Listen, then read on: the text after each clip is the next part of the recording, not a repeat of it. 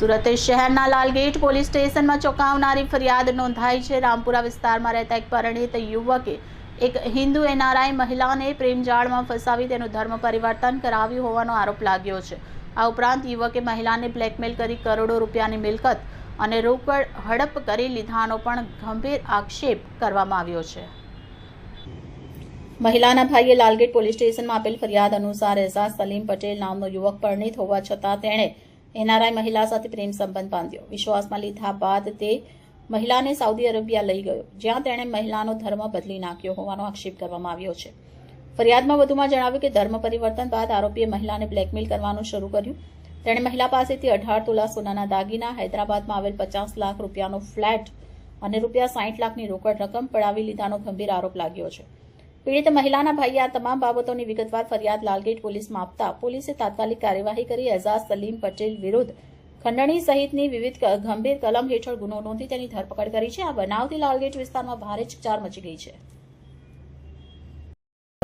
ગઈ તારીખ 16/2/2026 એક ફરિયાદ નોંધાયેલી છે, જેમાં એક ભોગ બનનાર મહિલા અત્યારે યુએસએ રહે છે અને તેની સાથે અત્રેના લાલગેટ પોલીસ સ્ટેશન વિસ્તારમાં રહેતા એઝાઝ સલીમભાઈ પટેલ ઉંમર વર્ષ 32 નાઓએ તેની સાથે ઘોડદોડ રોડ ઉપર G3 ફેશનમાં ઓનલાઈન ઈ કોમર્સ વિભાગમાં કામ કરતો હોય અને ઓનલાઈન શોપિંગ દરમિયાન તે એના કોઈપણ રીતના સંપર્ક નંબરો મેળવી અને તેની સાથે મિત્રતા કેળવેલી।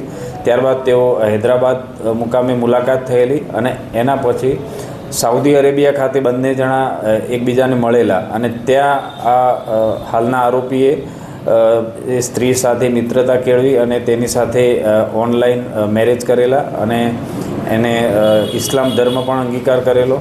ત્યારબાદ તેઓ ઇન્ડોનેશિયા મુકામે પણ મળેલા હતા। આ બધી મિત્રતા દરમિયાન હાલના આરોપીએ ભોગ બનનારને અલગ અલગ ઈમેલ ને ટેલિફોન તેમજ મોબાઈલ વોટ્સઅપથી અત્યાર સુધી 60 લાખ રૂપિયાની માગણી કરી અને તે મેળવી ચૂકેલો છે। આ સિવાય ભોગ બનનારનો હૈદરાબાદ મુકામે જે ફ્લેટ આવેલો છે એ પણ તેણે ચાવી લઈ લીધેલી છે અને ભોગ બનનારના ભાઈ પાસેથી આશરે 18 તોલા સોનાના ઘરેણાં પણ અત્યાર સુધી લઈ લીધેલા છે। હાલમાં ફરિયાદી દ્વારા ફરિયાદ આપતા ભોગ બનનારના ઈમેલ સ્ટેટમેન્ટ આધારે આરોપીને અટક કરવામાં આવેલ છે અને ગઈકાલે કોર્ટમાં રજૂ કરી 1 દિવસના રિમાન્ડ મેળવી અને આગળની તપાસ ચાલુ છે।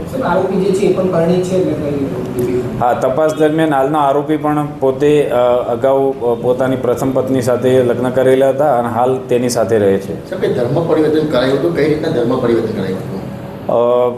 ભોગ બનનારના જે ઈમેલ સ્ટેટમેન્ટ છે અને એના ભાઈ જે ફરિયાદ આપેલી છે એમાં જણાવેલ છે કે ભોગ બનનારને ત્યાં મોબાઈલ ઉપર અને ત્યાં જ્યાં રૂબરૂ મળેલો ત્યાં મિત્રતામાં ભોળવી અને ધર્મ પરિવર્તન કરાયેલાનો આક્ષેપ કરેલો છે, પરંતુ ખરી હકીકત જ્યારે ભોગ બનનારનું નિવેદન થશે ત્યારે બહાર આવશે।